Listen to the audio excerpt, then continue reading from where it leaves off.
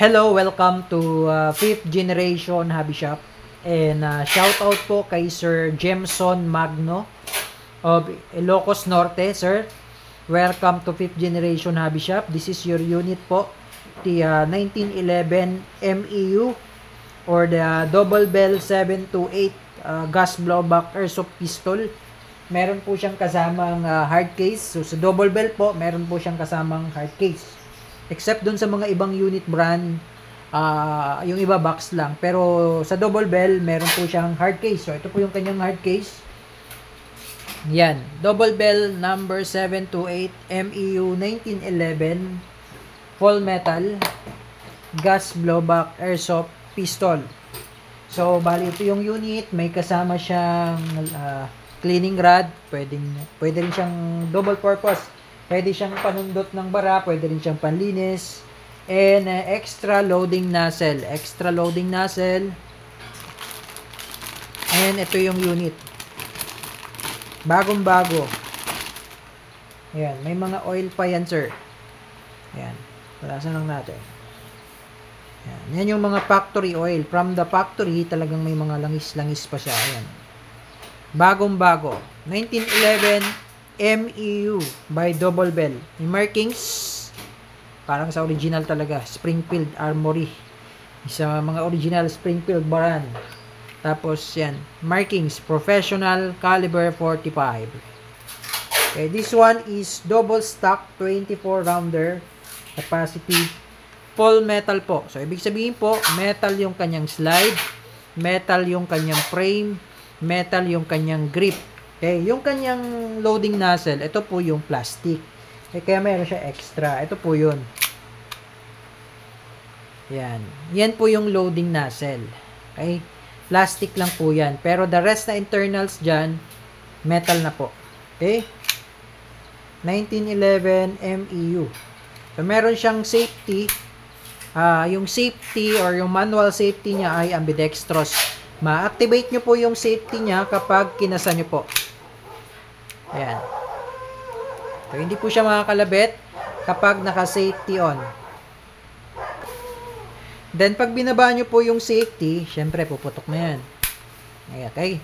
So, ngayon, meron pa po siyang isang safety feature. Ito po yung beaver tail. Ito. Kaya po siya gumagalaw. May function po yan. So, halimbawa, naka-safety on. Naka-safety off. Pag kinasa ko, diba, naka-safety off siya, no? Puputok yan. Ngayon, kasak ulit. Kapag hindi ko to pre-press, pag hindi po siya engage, pag hindi po naka-press, kahit kalabitin ko po yan, hindi rin yan puputok. Ngayon. Kasi kailangan naka-press po siya bago siya pumutok. So, safety feature niya. Pag ginawakan mo kasi sa grip, automatic po yan, nape-press. So, kailangan nape-press. Automatic nape-press. Kasi pag hindi po siya nape-press, pwedeng hindi siya pumutok or pwede rin siyang mag-open chamber. No? Dahil, isa sa mga safety features niya po yan. Okay? Okay, so ngayon maglalagay tayo ng gas. So, bali, meron po siyang kasamang gas.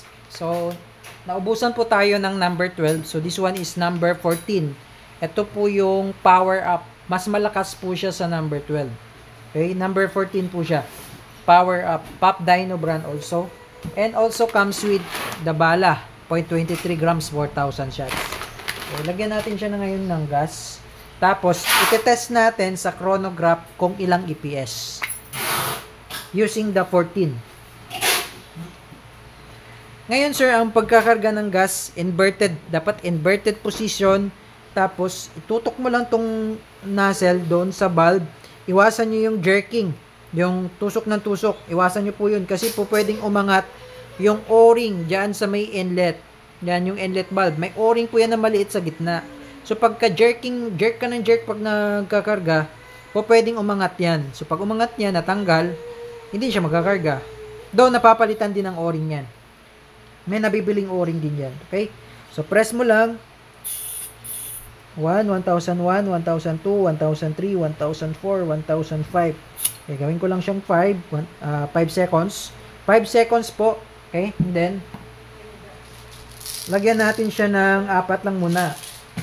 Lagyan ko lang muna siya ng 4 na bala dahil titest natin sa chronograph kung ilang EPS.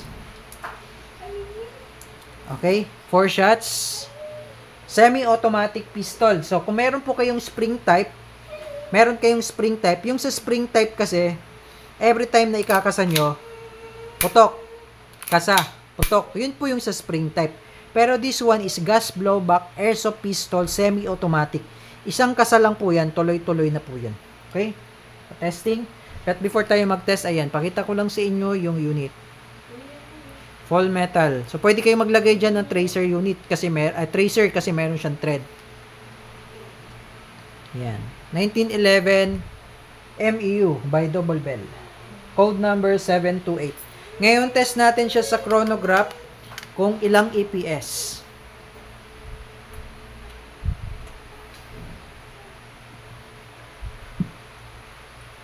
Okay, again, shout out kay Sir Jemson ng Ilocos Norte. Testing po. Bago malobat yung aking chronograph, palobat na. Okay, firing.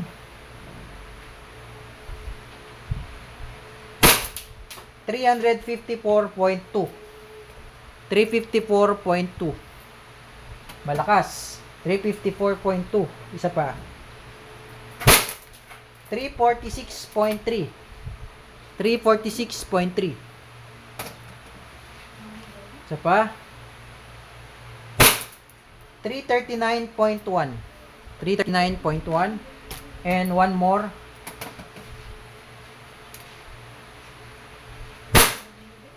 336.2. And then, nag-open chamber na yung barrel.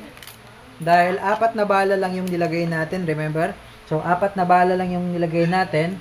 Open chamber po ang tawag dyan pag wala ng bala.